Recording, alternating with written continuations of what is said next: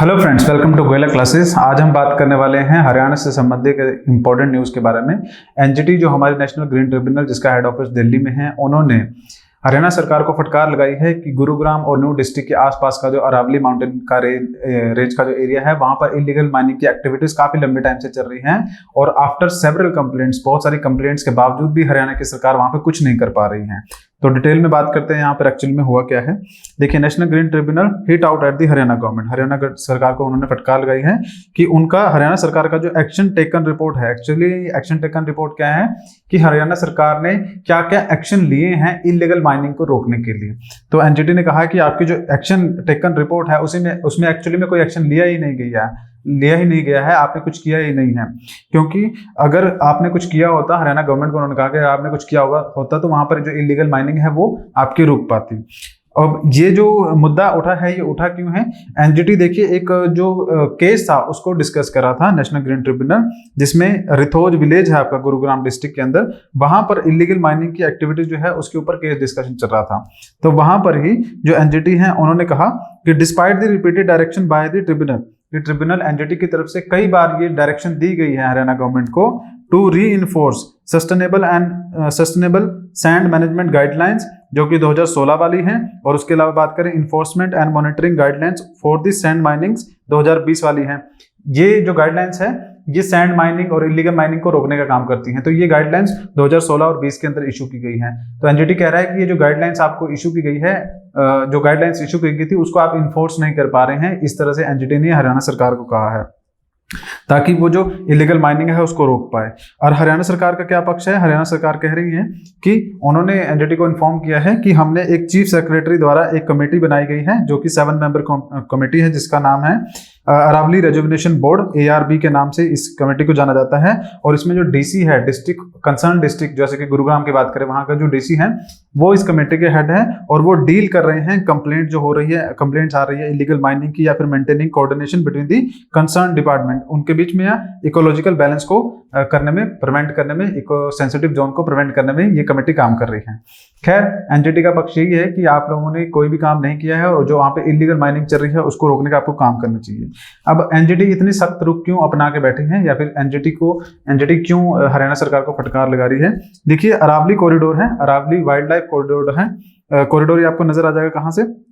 ये राजस्थान से स्टार्ट हो जाएगा और ये आपका दिल्ली तक जाता है। तो अगर आप यहाँ पे देखेंगे, सरिस्का टाइगर रिजर्व यहाँ पे आ जाता है। तो यही वाला जो कॉरिडोर है, यहाँ पर एक सेफ पैसेज बनाने की बात की जा रही है। सेफ पैसेज का मतलब कि अगर मान लीजिए अरावली के इस वाले रेंज में, जैसे सरिस्का टाइगर रिजर्व है, यहाँ पे टाइगर्स होते हैं, तो टाइगर के लिए कोई एरिया नहीं है कि वो उस एरिया तक ही जाएगा, वो आगे भी मूव कर सकता है। तो एक सेफ रास्ता बनाने की बात की जा रही है कि जो ये वाइल्ड लाइफ है इसको प्रोटेक्शन की जरूरत है।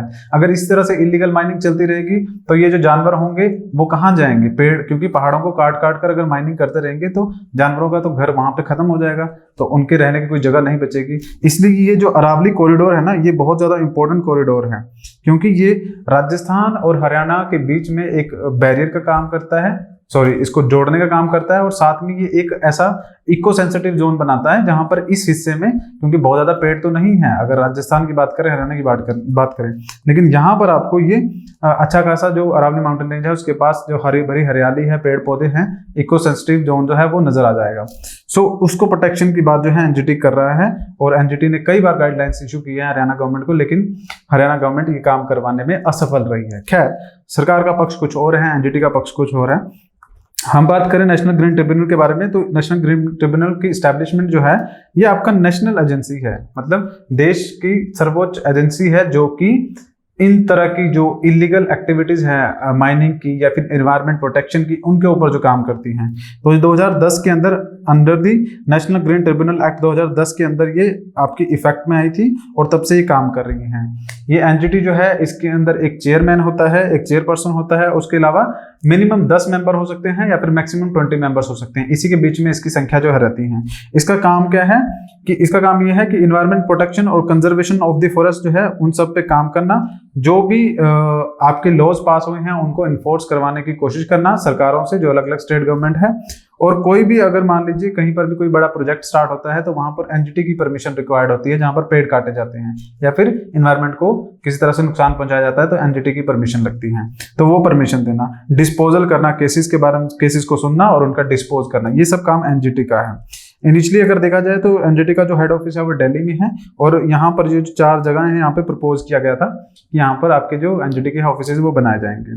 तो आई होप आपको ये करंट अफेयर क्लियर हो गया होगा कि किस तरह से जो अरावली का जो एरिया है उसको प्रोटेक्शन की बात की जा रही है, वहाँ पे जो इलीगल माइनिंग हो रही है उसको रोकने की बात की जा रही है। तो आगे अगर बात करें, गोयला क्लासेस की तरफ से कई सारे कोर्सेज जो है वो लॉन्च किए गए हैं, जिसमें अगर हरियाणा संबंधित बात करें तो एचपीएससी का AEE का असिस्टेंट इन्वायरमेंट इंजीनियर का कोर्स हमारा ऑलरेडी रन कर रहा है, काफी बच्चे हमारे साथ जुड़ चुके हैं।